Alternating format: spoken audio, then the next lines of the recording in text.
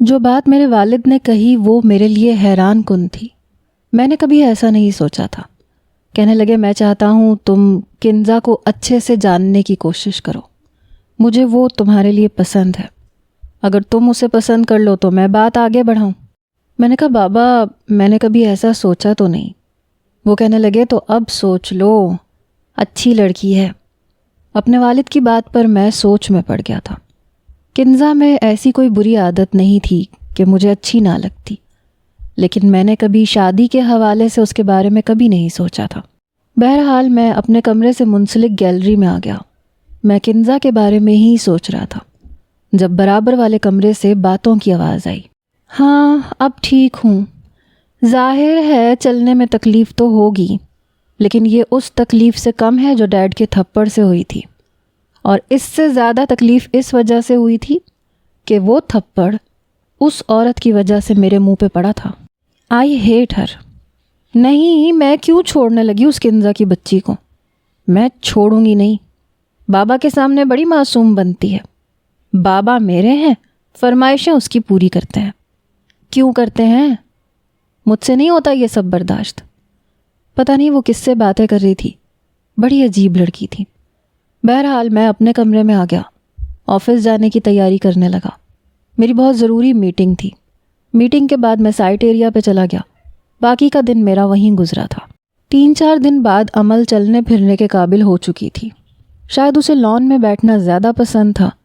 وہ شام ہوتے ہی لان میں آ کے بیٹھ جاتی تھی اور پھر شام ڈھلے تک بیٹھی رہتی تھی، فون پہ باتیں کرتی رہتی تھی، یا پھر لان میں لگے پھولوں کے پاس بیٹھ کے کیاریاں ٹھیک کرنے لگتی تھی۔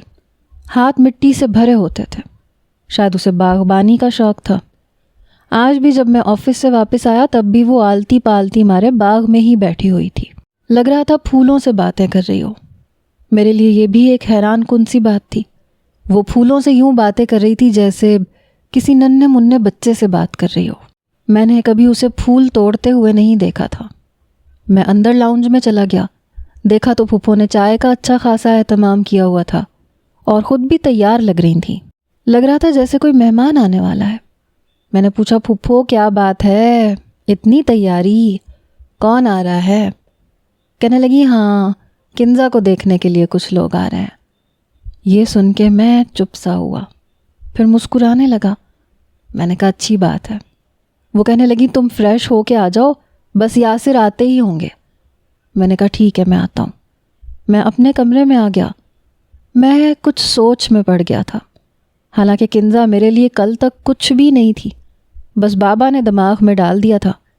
تبھی مجھے بیرونی جانب سے لان سے پھپھو کی باتیں کرنے کی آواز آئی۔ میں کھڑکی کی طرف گیا۔ کب تک یہاں مٹی میں ہاتھ گندے کیے بیٹھی رہو گی؟ جاؤ جا کے تیار ہو، مہمان آ رہے ہیں، پھپھو عمل سے کہہ رہی تھی۔ آ رہے ہیں تو آپ کی بیٹی کو دیکھنے آ رہے ہیں، میں کیوں تیار ہوں؟ میں یہیں ٹھیک ہوں اور میں یہیں رہوں گی، اسی حلیے میں۔ عمل بیٹا تم کیا چاہتی ہو؟ دیکھو اس طرح سے اچھا نہیں لگتا۔ کیا کہیں گے وہ کہ اپنی بیٹی اتنے اچھے طریقے سے تیار ہوئی ہے اور دوسری مٹی سے لپٹی پڑی ہے۔ چلو میرا نام نہ صحیح، اپنے ڈیڈ کا تو خیال رکھ سکتی ہو نا، ان کی عزت تو رکھ سکتی ہو نا۔ پھپھو نے بڑے پیار سے اسے سمجھانے کی کوشش کی۔ اس نے ایک نظر پھپھو پہ ڈالی۔ آپ اور آپ کی بیٹی ہے نا اس گھر کی عزت کے جھنڈے گاڑنے کے لیے، مجھے آپ میرے حال پہ چھوڑ دیں۔ پھپھو کہنے لگی یاسر نے مجھ سے کہا ہے کہ تمہیں تیار کروا دوں۔ عمل کہنے لگی وہ تو وہی بولتے ہیں آنٹی جو آپ انہیں سکھاتی ہیں۔ اچھا انگلیوں پہ نچا رکھا ہے آپ نے میرے باپ کو۔ ویسے ایسے 4-5 گن مجھے بھی سکھا دیں، دعائیں دوں گی آپ کو۔ مجھے بھی تو پتہ چلے اپنے سے 6-7 سال بڑے ہٹے کٹے مرد کو ایک نازک سی لڑکی کیسے انگلیوں پہ نچا سکتی ہے۔ تجربہ میں آپ کے اس بھتیجے پہ کر لوں گی جسے آپ نے مفت میں پال رکھا ہے۔ آزماؤں تو صحیح کہ آپ کے بتائے طریقے پہ آپ کا وہ بھتیجا میرے آگے پیچھے دم ہلاتا ہے کہ نہیں، جیسے میرا باپ آپ کے آگے پیچھے پھرتا ہے۔ آپ کے علاوہ تو کچھ نظر ہی نہیں آتا انہیں، یہاں تک کہ اپنی سگی بیٹی نظر نہیں آتی، آپ کی بیٹی نظر آتی ہے۔ میرا تو فشار خون بڑھا۔ وہ مجھے کیوں بیچ میں گھسیٹ رہی تھی کیا وہ؟ پھپھو کہنے لگیں تمہاری مرضی ہے، تمہیں جو کرنا ہے وہ کرو۔ جیسے ہی وہ واپس پلٹیں تو کہنے لگی بتاتی تو جائیں، ایسا کون سا جادو سیکھ رکھا ہے آپ نے؟ پلیز میرا بھی تھوڑا بھلا کر دیں تاکہ کل کو میں بھی آپ کی طرح اپنے شوہر کو اپنی انگلی کے اشارے پہ نچاؤں۔ پھپھو رکی نہیں تھی، وہ واپس لاؤنج میں چلی گئی اور وہ پاگلوں کی طرح ہنسے جا رہی تھی۔ سلی وومن۔ پھر دوبارہ سے کیاریوں کی مٹی نرم کرنے لگی۔ اسی وقت گاڑی کا ہارن بجا۔ چوکیدار نے جلدی سے دروازہ کھولا۔ مجھے لگا شاید یاسر انکل آئے ہوں گے، لیکن نہیں، وہ کچھ مہمان تھے، ساتھ میں ایک خوش شکل نوجوان بھی تھا۔ اس کے والدین کی سب سے پہلے نظر گاڑی سے اترتے ہی عمل پہ پڑی۔ جو اس کا حلیہ تھا، سامنے والوں کی نظروں میں ناگواری کا آنا لازم سی بات تھی۔ رخسار پہ مٹی لگی تھی، ہاتھ گیلی مٹی سے بھرے ہوئے تھے، اور یہاں تک کہ اس کی جینز کی پینٹ اور شرٹ پہ بھی مٹی لگی ہوئی تھی۔ بال بھی کچھ جوڑے میں تھے اور کچھ لٹیں اس کی بکھری پڑی تھیں۔ مالک کی بیٹی کم اور مالی کی بیٹی زیادہ لگ رہی تھی۔ مہمانوں کو دیکھتے ہی وہ فوراً سے کھڑی ہوئی، اپنے ہاتھ جھاڑے، اپنے کپڑے جھاڑے اور سیدھا ان کے پاس گئی۔ میں اس کی حرکت دیکھ کے حیران تھا۔ ابھی تک افشاں پھپھو باہر نہیں آئی تھی اور وہ لڑکے کی والدہ کے پاس چلی گئی۔ آپ میری بہن کو دیکھنے آئے ہیں نا؟ وہ عورت تو ایک قدم پیچھے ہٹی، کہنے لگی تم کون ہو؟ کہنے لگی میں امل یاسر۔ انکل کہنے لگے او اچھا، یاسر صاحب کی صاحبزادی ہیں آپ، اور بڑی بیٹی غالباً کنزا ہے۔ وہ کہنے لگی جی وہی ہے۔ آپ اندر جائیے، میری سوتیلی والدہ آپ ہی کا انتظار کر رہی ہیں۔ میں ذرا یہ کام نمٹا لوں، صبح سے پورے گھر کی صفائی کر کر کے تھک گئی تھی۔ اچھا پلیز میری والدہ سے کچھ مت کہیے گا، ورنہ پھر وہ مجھے بہت ڈانٹیں گی، اسٹور میں بند کر دیں گی مجھے۔ اس لڑکی کے یوں فراٹے سے جھوٹ بولنے پہ میں ششدر سا رہ گیا تھا۔ میں فوراً کمرے سے باہر آیا، نیچے کی سیڑھیاں اترا۔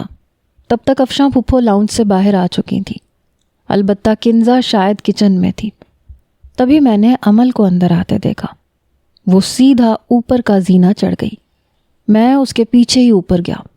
اس سے پہلے کہ وہ اپنے کمرے میں جاتی، میں تیز قدموں سے اس کے سامنے جا کے کھڑا ہو گیا۔ میں نے کہا یہ کیا تھا؟ یہ باہر کیا تماشا لگایا تم نے؟ کہنے لگی کیا مطلب؟ میں نے کیا کہا ہے تمہیں؟ اور دیکھو تمیز سے بات کیا کرو، جس گھر کی روٹی کھاتے ہیں نا ان کے سامنے نظر جھکا کے بات کرتے ہیں۔ میں نے کہا او یو شٹ اپ، کس بات کا گھمنڈ ہے تمہیں؟ تم ہو کیا چیز؟ اور یہ کیا حرکتیں کرتی پھر رہی ہو تم؟ اپنے آپ کو دوسروں کے سامنے مظلوم بنا کے پیش کرتی ہو تاکہ سامنے والا یہ سمجھے کہ میری پھپھو نے کوئی ظلم کے پہاڑ توڑ رکھے ہیں تم پہ۔ کیا بکواس کر رہی تھی تم مہمانوں سے؟ میری بات سن کے کہنے لگی او اچھا۔ اس نے اپنی دونوں بھویں اچکاتے ہوئے کہا تو جاسوسی کا کیڑا بھی ہے تمہارے اندر، کھڑکی سے کھڑے ہو کے میری جاسوسی کرتے ہو۔ میں نے کہا چاہتی کیا ہو تم کیوں کنزا کے پیچھے پڑی ہو؟ کہنے لگی یہ میرا ذاتی معاملہ ہے، اور اپنے ذاتی معاملے میں دخل اندازی کی اجازت تو میں نے کبھی اپنے باپ کو بھی نہیں دی۔ تم کیا چیز ہو؟ یہ کہہ کے وہ اپنے کمرے میں چلی گئی، دھاڑ سے دروازہ بند کیا۔ میرا دل چاہا میں اس لڑکی کا گلا دبا کے رکھ دوں۔ تھی کیا وہ؟ بمشکل 18-19 سال کی ہوگی، اور پورے گھر کو سر پہ اٹھا رکھا تھا اس نے۔ میں اپنے کمرے میں آ گیا، نہا کے تیار ہو کے جیسے ہی میں اپنے کمرے سے باہر آیا تو اسے دیکھ کے میں حیران ہوا۔ وہ ایک بالکل سادہ سا سوٹ پہنے ہوئے تھی، دیکھنے سے لگ رہا تھا کہ کسی سستی سی دکان سے خریدا گیا ہے۔ بالوں کی چٹیاں بنائی ہوئی تھی اور چہرے پہ مظلومیت سجائی ہوئی تھی۔ مجھ سے پہلے نیچے اتری۔ جب میں نیچے اترا تو سب سے سلام کرنے کے بعد وہ باورچی خانے میں چلی گئی۔ حالانکہ آج تک میں نے کبھی اسے کچن میں جاتے نہیں دیکھا تھا۔ جانا تو دور کی بات، وہ دور سے بھی نہیں گزرتی تھی، صرف آرڈر چلاتی تھی۔ میں نیچے پہنچا تو دیکھا کنزا پھپھو کے برابر میں بیٹھی ہوئی تھی، کافی نروس لگ رہی تھی۔ سامنے بیٹھی خاتون کے سوالوں کے جواب دے رہی تھی۔ تبھی لوازمات کی ٹرالی لے کر امل باہر آئی۔ سر پہ دوپٹہ لیا ہوا تھا، لگ رہا تھا گھر کی ملازمہ ہے۔ سب کی نظریں امل پہ تھیں۔ یاسر انکل کے ماتھے پہ بل تھے، لیکن وہ چپ تھے۔ ظاہر سی بات ہے جو تماشا اس نے چند روز پہلے لگایا تھا وہ شاید کچھ بول ہی نہیں سکتے تھے۔ بڑے سلیقے سے اس نے ساری پلیٹیں اور سارے لوازمات ٹیبل پہ رکھے، پھر سب کو چائے بھی بنا کے دی۔ لیکن لڑکے کو چائے دیتے ہوئے پتہ نہیں کیوں امل کے ہاتھ کپ کپا رہے تھے۔ نہ جانے سچ میں کپ کپا رہے تھے یا ڈرامہ کر رہی تھی۔ چائے تھوڑی سی چھلک کر اس لڑکے کے اوپر ذرا سی گر گئی تو جلدی سے سوری کرنے لگی۔ بے ساختہ پھپھو بول پڑی، امل یہ کیا کر رہی ہو؟ یہ کیا کیا ہے تم نے؟ دھیان سے نہیں دے سکتی تھی چائے؟ یہ ایک بے ساختہ سا عمل تھا۔ موٹے موٹے آنسو امل اپنی آنکھوں میں لے کے آئی اور ہاتھ جوڑ کے معذرت کرنے لگی۔ لڑکے کی ماں یہ سب دیکھ کے پتہ نہیں کیوں کچھ گھبرائی، کہنے لگی نہیں کوئی بات نہیں بیٹا، غلطی سے ہوا ہے۔ وہ لڑکا بھی کہنے لگا نہیں کوئی بات نہیں، اٹس اوکے۔ سامنے پڑے ٹیشو باکس میں سے اس نے ٹیشو نکالے اور اپنے کپڑے صاف کرنے لگا۔ میں نے محسوس کیا کہ ان لوگوں نے ٹھیک سے نہ تو کنزا سے بات کی نہ ہی ٹھیک سے کچھ کھایا، بس چائے کا ایک ایک گھونٹ بھرا اور چائے ٹیبل پہ رکھ دی۔ امل دوبارہ سے کچن میں چلی گئی تھی۔ وہ لوگ واپس جا چکے تھے۔ میری پھپھو کی آنکھوں سے آنسو بہنے لگے۔ کہنے لگی مجھے پتہ ہے وہ لوگ انکار کر دیں گے، کیونکہ جو کچھ آپ کی بیٹی نے کیا ہے مجھے نہیں لگتا وہ کنزا کے رشتے پہ راضی ہوں گے۔ یاسر انکل کہنے لگے میں خود جاوید سے بات کروں گا، ایسا کچھ بھی نہیں ہوگا۔ وہ اپنے آنسو صاف کر کے وہاں سے جانے لگی۔ تبھی میں نے ان کا ہاتھ پکڑا۔ تب تک امل بھی کچن سے باہر آ چکی تھی۔ میں نے کہا آپ کو کسی سے بھی پوچھنے اور کسی کی بھی منتیں کرنے کی ضرورت نہیں ہے۔ کنزا سے شادی میں کروں گا۔ شروع سے ہی میرے والد نے میری آخری انگلی میں ایک چاندی کی انگوٹھی پہنا رکھی تھی جس پہ نیلم کا ایک پتھر لگا ہوا تھا۔ میرے والد کا ایسی چیزوں پر بڑا یقین تھا۔ انہیں لگتا تھا کہ نیلم کا پتھر پہننے سے مجھ پہ آنے والی مصیبت دور ہو جائے گی۔ میں ان چیزوں کو نہیں مانتا تھا، لیکن اپنے والد اور والدہ کے اصرار پہ پہن رکھا تھا۔ میں نے وہی انگوٹھی اتاری، کنزا کا ہاتھ پکڑا اور وہ انگوٹھی اسے پہنا دی۔ یاسر انکل اور میری پھپھو دونوں ہی حیران تھے، اور سب سے زیادہ حیران امل تھی۔ میں نے کہا پھپھو بابا آپ سے بات کر لیں گے، اور میرے خیال سے آپ کو اس بات پہ اعتراض نہیں ہونا چاہیے۔ ان کے چہرے پہ میں نے ایک اطمینان دیکھا۔ کنزا حیرت سے آنکھیں پھاڑے مجھے دیکھ رہی تھی۔ پھر میں نے اس کا ہاتھ چھوڑ دیا اور وہ تیزی سے اوپر کا زینہ چڑھ گئی۔ امل کا کھیلے جانے والا کھیل میں نے 2 منٹ میں پلٹ کے رکھ دیا تھا۔ میری پھپھو میرے قریب آ گئی، مجھے سینے سے لگا لیا۔ کہنے لگی تمہیں تو میں آنکھیں بند کر کے اپنی بیٹی دے سکتی ہوں، اتنا بھروسہ کرتی ہوں تم پہ۔ البتہ وہ گم سم کھڑی تھی۔ شاید اسے توقع نہیں تھی کہ میں اس کے کھیل کو ایک دم سے بدل کے رکھ دوں گا۔ اپنے کمرے میں جا کر میں نے اپنے والد کو فون کیا۔ ان سے کہا کہ مجھے کنزا پسند ہے، آپ پھپھو سے بات کر لیں۔ یوں میرا رشتہ باقاعدہ طور پہ کنزا سے طے ہو چکا تھا۔ کچھ ہی دنوں میں میرے والد اور والدہ آئے، ساتھ میں چھوٹا بھائی بھی تھا۔ باقاعدہ طور پہ رسم ہوئی۔ پھپھو بہت خوش تھیں۔ میں نے اپنے ہاتھ سے کنزا کے ہاتھ میں سونے کی انگوٹھی پہنائی۔ البتہ اس چھوٹے سے فنکشن میں امل کہیں نہیں تھی۔ میرے والدین واپس جا چکے تھے اور میں بھی پھپھو سے یہ کہہ کے اپنے فلیٹ میں شفٹ ہو گیا تھا کہ پہلے وہ میری کزن تھی، اب وہ منگیتر ہے، اس لیے ایک ہی گھر میں رہنا مناسب بات نہیں ہے۔ میرا فلیٹ پہلے سے ہی فرنش تھا، اس لیے مجھے کوئی مشکل پیش نہیں آئی۔ ہاں یہ تھا کہ کھانا بنانا پڑتا تھا۔ اکثر تو پھپھو اصرار کر کے کہتی تھیں کہ چلو رہنا نہیں ہے تو مت رہو، لیکن کم از کم کھانا تو ہمارے گھر کھا لیا کرو، اور میں شاید چلا بھی جاتا۔ لیکن اس امل نامی بلا سے مجھے سخت چڑ تھی۔ ایک بار ہم لوگ میٹنگ میں مصروف تھے، میرے ساتھ باس کا بیٹا بھی تھا۔ تبھی میٹنگ کے دوران اچانک سے میٹنگ روم کا دروازہ کھلا، حالانکہ آج سے پہلے کبھی ایسا نہیں ہوا تھا۔ میٹنگ کے دوران ہمیں کوئی ڈسٹرب کرنے کے لیے نہیں آتا تھا، یہاں تک کہ کبھی باس بھی نہیں آتا تھا۔ میٹنگ روم میں بیٹھے تمام نفوس کی نظریں دروازے پہ تھیں۔ تبھی امل اندر آئی۔ اسے دیکھ کے میں ضرور حیران ہوا۔ وہ کیا کرنے آئی تھی؟ اس نے ایک نظر مجھ پہ ڈالی اور کچھ حیران وہ بھی ہوئی، لیکن پھر باس کے بیٹے کے پاس چلی گئی۔ کہنے لگی، رومان چلو نا، تم نے شاپنگ کا وعدہ کیا تھا۔ یہ بات میرے لیے کافی حیران کن تھی۔ کیا وہ رومان کو جانتی تھی؟ وہ کہنے لگا، امل تم سیدھا میٹنگ روم میں کیسے آ گئیں؟ ویٹنگ ایریا میں ویٹ کر لیتی یار، میں آ جاتا۔ وہ کہنے لگی، امل نے کبھی کسی کا انتظار نہیں کیا، وہ صرف انتظار کروانے کی عادی ہے۔ ابھی کے ابھی میرے ساتھ چلو۔ رومان ضرور تذبذب کا شکار ہوا۔ کہنے لگا، بس 5 منٹ، اونلی 5 منٹ۔ وہ ضدی لڑکی کہنے لگی، نو، ابھی کا مطلب ابھی اور اسی وقت۔ رومان نے گہری سانس لی، پھر مجھ سے کہنے لگا، بازل پلیز یار تم سنبھال لینا، کیونکہ یہ محترمہ تو مجھے بالکل مہلت نہیں دے رہی۔ میں نے کہا، اٹس اوکے۔ رومان کا بازو اپنے دونوں ہاتھوں سے پکڑ کر وہ اسے باہر لے گئی۔ میری سمجھ میں یہ نہیں آ رہا تھا کہ اس کا رومان سے کیا تعلق ہے۔ بہرحال میں نے باقی کی میٹنگ کمپلیٹ کی اور سائٹ ایریا پہ چلا گیا جہاں پہ میرا پروجیکٹ چل رہا تھا۔ سارا دن میرا وہیں پہ گزرا۔ ویسے بھی میرا زیادہ تر کام باہر کا ہی تھا۔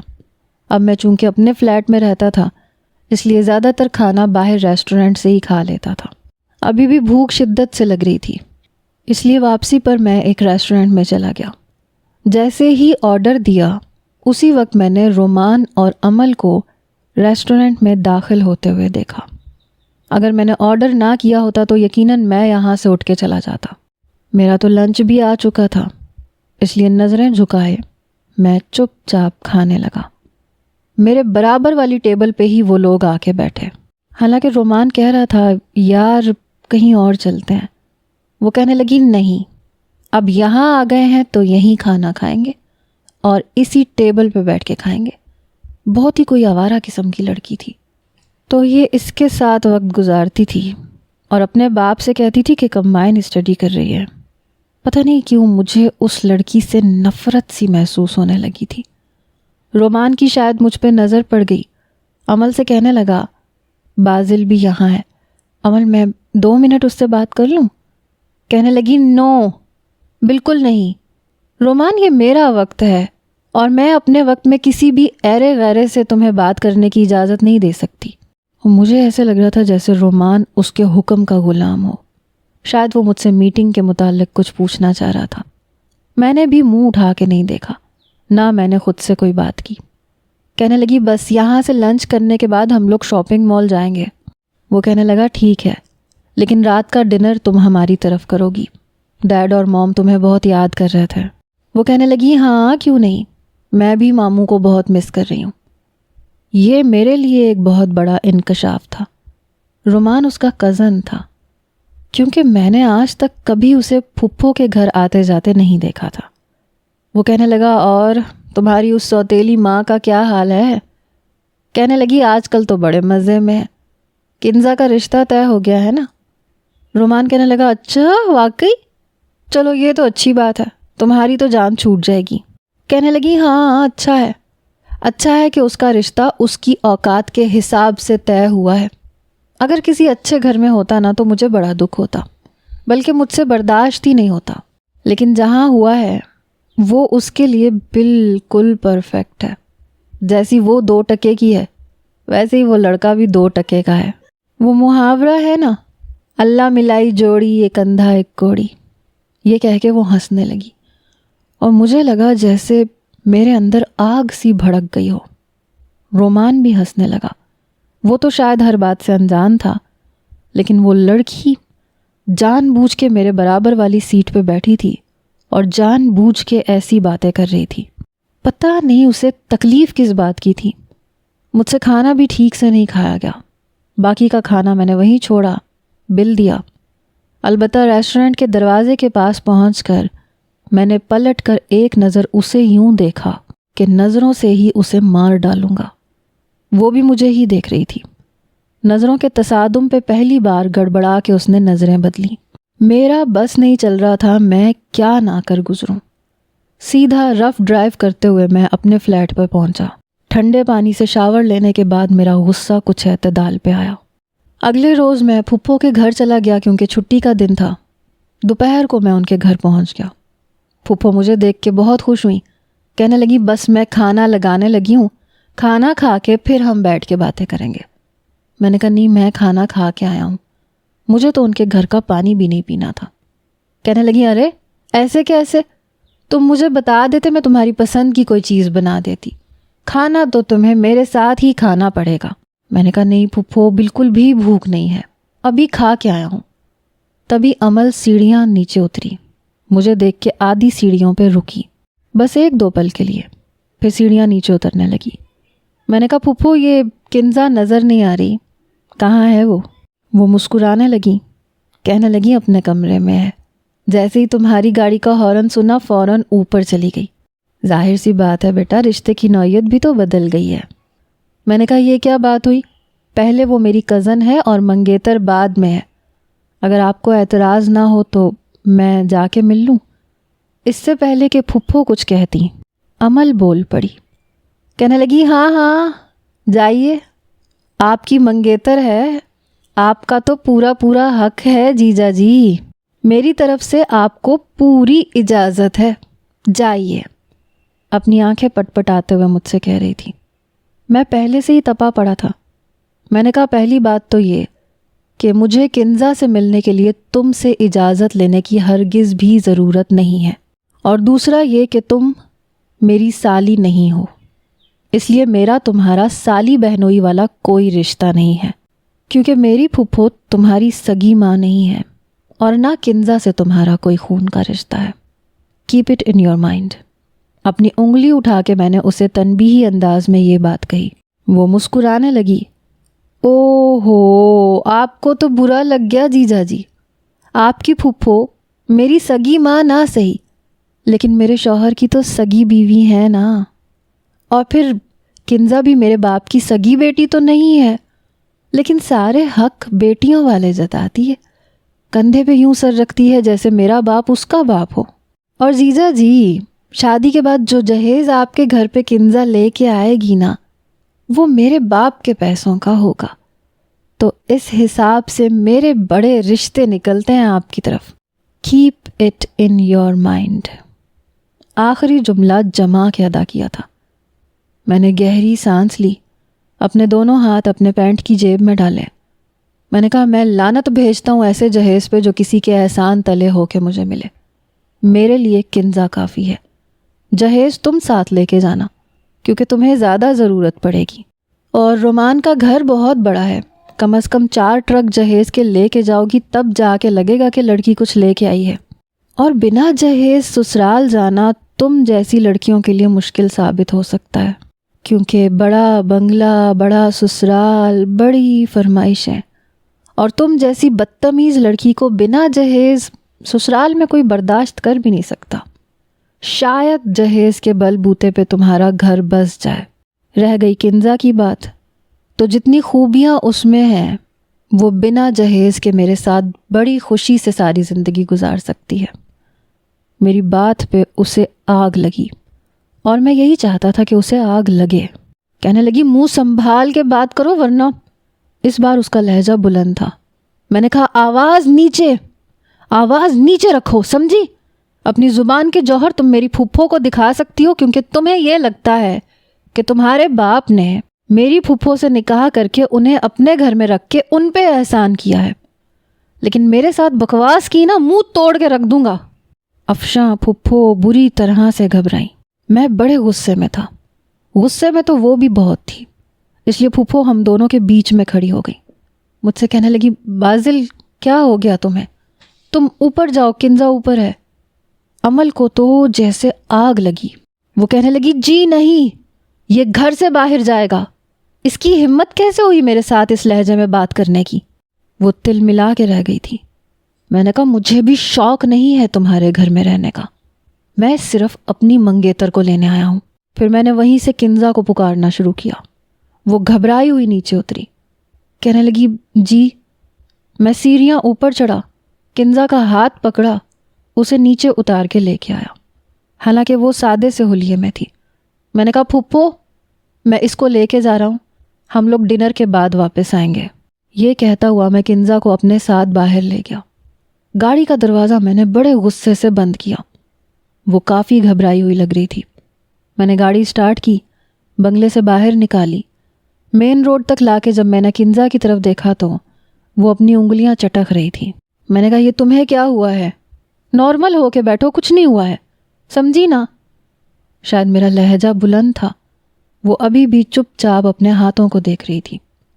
کچھ دیر میں اپنا غصہ اعتدال پہ لاتا رہا۔ پھر میں نے پوچھا، آئس کریم کھاؤ گی؟ وہ نفی میں سر ہلانے لگی۔ میں نے کہا، کیوں؟ تمہیں منع ہے کچھ کھانا پینا؟ کہنے لگی، وہ گھر پہ کیا بات ہوئی تھی؟ آپ دونوں کے چلانے کی آوازیں کیوں آ رہی تھیں؟ میں نے کہا، اس کا دماغ خراب ہے، یاسر انکل نے اسے سر پہ چڑھا رکھا ہے۔ میرے جیسا ہوتا نا 2 منٹ میں اس کا دماغ درست کر کے رکھ دیتا۔ اتنی بدتمیز لڑکی میں نے اپنی پوری لائف میں نہیں دیکھی۔ وہ کہنے لگی، میں نے کہیں نہیں جانا۔ میں نے کہا، تمہیں کیا ہوا؟ کہنے لگی، مجھے بہت ڈر لگ رہا ہے، پتہ نہیں عمل نے گھر پہ کیا تماشا لگایا ہوگا، آپ نہیں جانتے اس کے غصے کو۔ میں نے کہا، میں اس وقت عمل کے بارے میں کچھ بھی نہیں سننا چاہتا۔ تم ماں بیٹی نے اسے سر پہ سوار کر رکھا ہے کیا وہ؟ کچھ بھی نہیں ہے۔ وہ کہنے لگی، مجھے موم کی فکر ہے، آپ کو نہیں پتا وہ کیا کرے گی۔ میں نے کہا، کیا کرے گی وہ؟ دیکھو، میں اس وقت تمہارے ساتھ وقت گزارنے کے لیے تمہیں اپنے ساتھ لے کے آیا ہوں۔ کچھ نہیں کرے گی وہ پھپھو کو، کھا نہیں جائے گی۔ پتہ نہیں کیوں لیکن وہ بہت نروس تھی، اپنی انگلیاں چٹک رہی تھی۔ میں نے کہا، اچھا ٹھیک ہے، گھر چلتے ہیں۔ میں اسے اپنے فلیٹ پہ لے آیا، جہاں پہ وہ اور زیادہ نروس ہونے لگی۔ کہنے لگی، یہاں کیوں لائے ہیں آپ مجھے؟ میں نے کہا، کیا ہو گیا ہے تمہیں؟ کیا مجھ پہ بھروسہ نہیں ہے؟ کہنے لگی، نہیں ایسی بات نہیں ہے۔ میں نے کہا، تو پھر؟ میں تمہارا وہی کزن ہوں جس کے ساتھ تم ڈھیروں باتیں کر لیا کرتی تھی۔ کہنے لگی، اس وقت بات اور تھی۔ پھر کہنے لگی، آپ سے ایک بات پوچھوں؟ میں نے کہا، ہاں، لیکن پہلے میں تمہارے لیے چائے بنا لوں۔ تم بھی کیا سوچو گی کتنا برا میزبان ہوں، چائے تک نہیں پوچھی۔ کہنے لگی، وہ میں بنا لیتی ہوں، آپ رہنے دیں۔ کنزا میرے ساتھ ہی کچن میں آ گئی، چائے بنانے لگی۔ میں نے کہا، کیا پوچھنا ہے تم نے؟ میں چپس اور باقی کی چیزیں پلیٹوں میں ڈالنے لگا، جو میں اکثر اپنے پاس رکھتا تھا، کبھی رات کو کریونگ ہوتی تھی تو کھا لیتا تھا۔ کہنے لگی، آپ نے عمل کے رویے کی وجہ سے اچانک سے مجھ سے منگنی کی تھی نا، مطلب تیش میں آ کے۔ میں نے کہا، میرے نزدیک وہ لڑکی اتنی اہمیت نہیں رکھتی، مجھ سے پہلے بابا نے پوچھا تھا، لیکن میں نے تمہارے بارے میں کبھی سوچا نہیں تھا۔ ہاں، سوچ رہا تھا، تم میں کوئی برائی نہیں تھی کہ میں انکار کرتا، تم ہر لحاظ سے اچھی تھی۔ ہاں، جو کچھ میں نے اس دن کیا وہ سب اچانک ہوا تھا۔ اس لڑکی کے ڈرامے کو میں نے منہ توڑ جواب دینا تھا، وہ تمہاری راہ میں رکاوٹیں ڈال رہی تھی۔ کہنے لگی، میں نے بھی آپ کے بارے میں کبھی اس انداز سے نہیں سوچا۔ میں نے کہا، تو ٹھیک ہے نا، اب ہو گئی منگنی، اب سوچ لو، تمہیں کس نے منع کیا ہے؟ تم بہت اچھی لڑکی ہو۔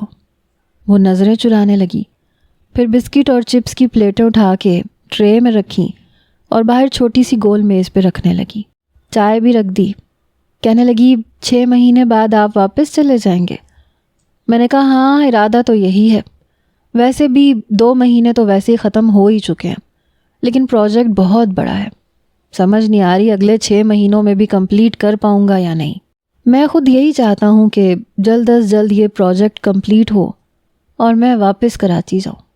بازار کے کھانے نہیں کھائے جاتے یار، اور مجھے عادت بھی نہیں ہے، اور سب سے بڑی بات یہ کہ پکانا بھی کچھ نہیں آتا۔ میری بات پہ کہنے لگی، آپ نے مجھے پہلے کیوں نہیں بتایا؟ میں جب تک یہاں ہوں آپ کے لیے کچھ نہ کچھ پکا کے فریز کر دیتی ہوں۔ میں نے کہا، نہیں، میں تمہیں اس لیے تھوڑی لے کے آیا کہ تم یہاں کچن میں میرے لیے کھانے پکاؤ، بس ابھی کچھ دیر میں باہر جاتے ہیں، کہیں گھومتے پھرتے ہیں، لانگ ڈرائیو پہ جائیں گے۔ کہنے لگی، مجھے گھر کے کام اچھے لگتے ہیں، کوئی بات نہیں ہے، میں پکا دیتی ہوں۔ ابھی ہم بات کر ہی رہے تھے جب میرے موبائل پر رومان کا فون آیا۔ کہنے لگا، بازل یار، تم فائل آفس میں بھول گئے تھے، تمہیں پتہ ہے نا اس پہ ورک کرنا ہے اور کل میٹنگ ہے۔ میں نے کہا، او شٹ، سوری یار۔ وہ کہنے لگا، فائل میں لے آیا تھا اور اس وقت میں گاڑی میں ہوں، تم بتاؤ تم کہاں پہ ہو؟ میں نے کہا میں اپنے فلیٹ پہ ہوں، تم آ جاؤ۔ کہنے لگا ٹھیک ہے، میں تمہیں فائل دینے کے لیے آ رہا ہوں، اور پلیز آج اسے مکمل طور پہ سیٹ کر دینا، اس میں نقشہ بھی موجود ہے اور کچھ چیزیں میں نے ایڈ کی ہیں، پلیز اسے دیکھ لینا۔ میں نے کہا ہاں تم آ جاؤ، مل کے ڈسکس کر لیتے ہیں۔ کہنے لگا نہیں یار، ڈسکشن کا ٹائم نہیں ہے، میں خود تھوڑا بیزی ہوں، بس میں تمہیں فائل دوں گا اور پھر فون پہ بات کر لیں گے۔ میں نے کہا اوکے ٹھیک ہے۔ جب تک میں نے فون بند کیا، کنزا کچن میں برتن دھو رہی تھی۔ میں نے کہا یہ تم کیا کر رہی ہو؟ کہنے لگی کوئی بات نہیں، میں کر دیتی ہوں کام، اس سے کوئی فرق نہیں پڑتا۔ میں نے کہا نہیں چھوڑو اسے، میں تمہیں اس لیے نہیں لایا، تم سمجھو گی پتہ نہیں میں تم سے باورچن کے لیے کام کروانے کے لیے لایا ہوں۔ لیکن وہ کہنے لگی ارے نہیں کوئی بات نہیں، میں کر لوں گی۔ کچھ ہی دیر میں باہر کی بیل بجی، میں نے دروازہ کھولا۔ رومان کے ساتھ عمل کو دیکھ کے میرا پارا ہائی ہوا۔ پتہ نہیں کیوں میں دروازے پہ ہی کھڑا رہا۔ رومان نے مجھ سے کہا اندر نہیں آنے دو گے؟ میں نے کہا نہیں، آؤ آؤ۔ میں پیچھے ہٹ گیا، وہ دونوں اندر آ گئے۔ عمل پورے گھر کو بڑی غور سے دیکھ رہی تھی۔ تبھی کنزا کچن سے باہر آئی، سامنے عمل کو دیکھ کے وہ بھی کچھ حیران ہوئی۔ پھر اس کی نظر رومان پہ پڑی، وہ بھی حیرت سے اسے دیکھ رہا تھا۔ کہنے لگا کنزا تم یہاں پہ؟ شاید وہ جانتا تھا کنزا کو۔ کنزا کافی نروس ہوئی۔ عمل کہنے لگی ارے کنزا، تم نے بتایا نہیں رومان کو کہ تمہاری منگنی ہو گئی ہے؟ چلو میں بتا دیتی ہوں۔ رومان، کنزا کی منگنی اس کے کزن سے ہوئی ہے، اور یہ ہے کنزا کے کزن ماموزاد مسٹر بازل۔ پھر مجھ سے کہنے لگی جیجا جی آپ نے نہیں بتایا رومان کو کہ آپ کا کنزا سے کیا رشتہ ہے؟ رومان مجھے بھی حیرت سے دیکھ رہا تھا۔ پھر وہ کہنے لگی او ہاں، یہ آپ کا پرسنل میٹر ہے، آپ کو اچھا نہیں لگا ہوگا نا، سوری ہم لوگوں نے آپ کی پرائیویسی کو ڈسٹرب کر دیا۔ پھر رومان سے کہنے لگی رومان فائل پکڑاؤ ان کو، کیوں ان کی پرائیویسی میں ڈسٹربنس پیدا کر رہے ہو؟ رومان نے فائل میری طرف بڑھائی، میں نے پکڑ لی۔ عمل کہنے لگی سمجھا کرو رومان، تمہیں یہاں آنا ہی نہیں چاہیے تھا، بیچارے پہلی ہی باری میں پکڑے گئے۔ دونوں اپنے رشتے کی سیٹسفیکشن کے لیے اکیلے یہاں آئے ہوں گے تاکہ دیکھ سکیں کہ بعد میں ایک دوسرے کو سیٹسفائی کر بھی پائیں گے کہ نہیں، اور تم ایسے منہ اٹھا کے گھر میں داخل ہو گئے۔ اس کی بات سن کے میرا فشار خون بڑھا، کنزا رو دینے کو تھی۔ رومان کہنے لگا آئی ایم سو سوری بازل، یہ کہہ کے وہ باہر جا چکا تھا۔ لیکن عمل کنزا کے کندھے پہ ہاتھ تھپ تھپاتے ہوئے کہنے لگی کیپ اٹ اپ سسٹر۔ یہ کہہ کے جیسے ہی وہ باہر جانے لگی، میں نے اس کا بازو پکڑا اور